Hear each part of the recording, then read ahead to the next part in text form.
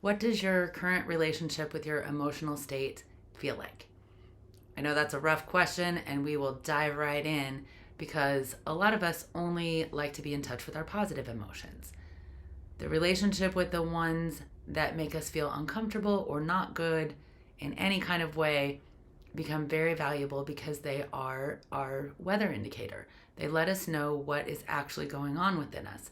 If we pay attention to our emotions as they come up and as they get triggered, as they express themselves through our body, we enable our ability to handle them in real time, therefore keeping our bodies and our minds in a state of clarity that keeps us from building up the energetic debris that creates illness and distortions in our thinking. I am Tavish Carduff, and it is Emotion Week at our Raw Material. With Emotion Week, we pay attention not only to our own emotions, but those of the people around us. We just become a little more attuned to what people are going through and what might be creating certain behaviors, ideas, thoughts, motivations, all those kinds of things. The practical guidance that I would like to offer for this week in particular, as it is spring and we are dealing with emotion, is really just being aware of when something affects us. Being aware that something just happened that changed our emotional state, and just paying attention to that kind of internal barometer where your up is and where your down is and how quickly that stuff changes. We can feel any number of emotions in a day, and paying attention to how many we feel and how often we can actually identify one and name it starts to create a landscape where we engage with the things that we feel rather than need to run from them or get away as quickly as possible. I just got off the phone with my sister-in-law, and I don't think she will mind me saying she was in a pretty wound emotional state and a lot going on in her life, a lot up in the air. But that inability to recognize what she really wants comes from having such stirred emotions.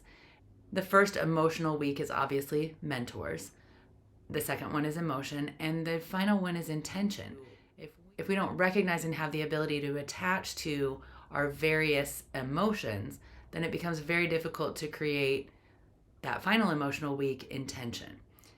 And since so many of our intentions are emotional, we've really got to take that time and space to narrow down which ones fit our value systems and which ones we really can pursue.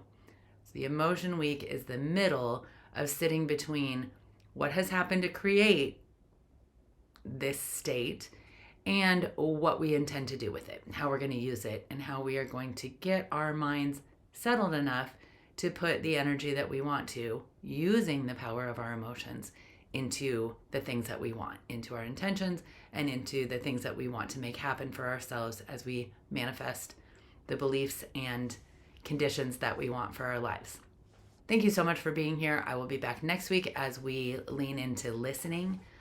The spiritual weeks are always my favorite, but listening lets us sit back and actually just be present with all of the things that come to us in life.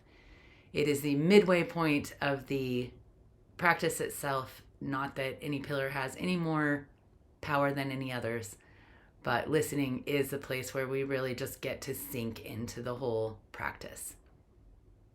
If you have any questions, you can always catch us on our website, ourrawmaterial.com.